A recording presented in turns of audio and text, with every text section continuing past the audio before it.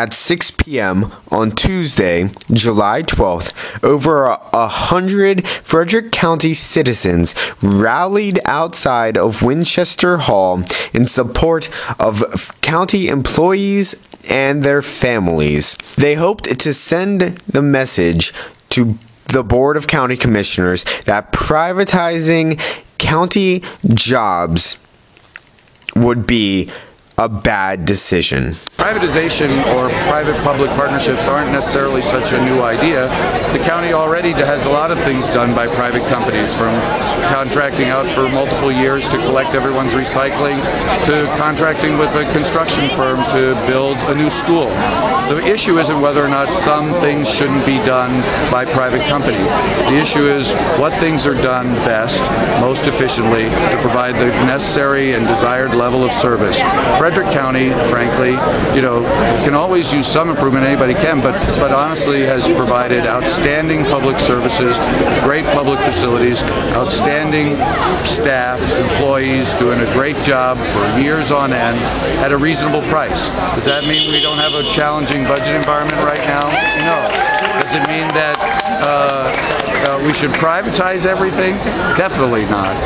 But the bottom line is, if you're going to look at privatizing a little bit more, outsourcing a little bit more, what you really need to do is your research.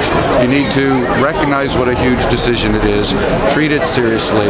You don't get good policy from a bad process, and so far this has been an absurd process. People have used the phrase, an emperor is wearing no clothes, and I can hardly think of a situation where that would be more appropriate, because what we have so far is 4 public hearings. This is the first, being scheduled about a complicated, massive issue affecting hundreds of people and tens of thousands of county residents and taxpayers on the basis of a flimsy, paper-thin, unsubstantiated report that was really just a sales pitch from a true believer who didn't do his homework, hasn't demonstrated his case, has made broad, sweeping recommendations without the ability to provide the data for anyone else to analyze it, to do a kind of responsible risk assessment.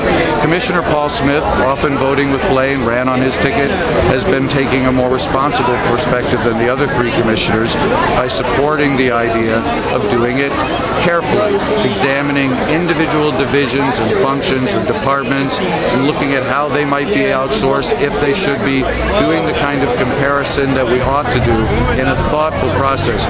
One reason people are upset isn't just about the prospect of some more or a lot more privatization. It's the fact that this is happening in such a grossly irresponsible, completely rushed way, as if their decision was already made up and this is just some kind of pro forma process. We can do better than that. We should. We always have in the past. There's no excuse for it.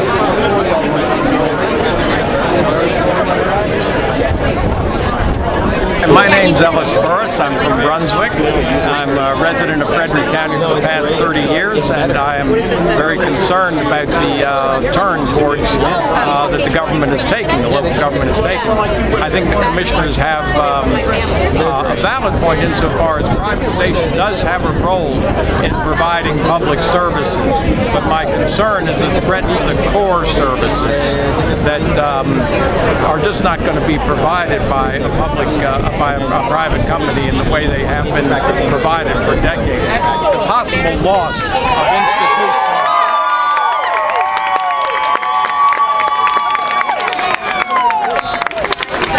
memory could be devastating if core people are lost.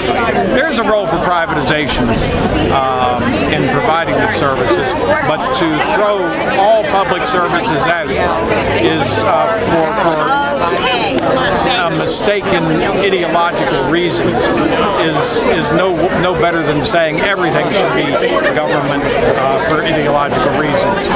It's a combination of both private and public services. But I think the commissioners are threatening our core services, and it's going to cost us a lot of money in the future to rebuild those services. This is what President of Board of County Commissioners Blaine Young had to say about privatizing county jobs.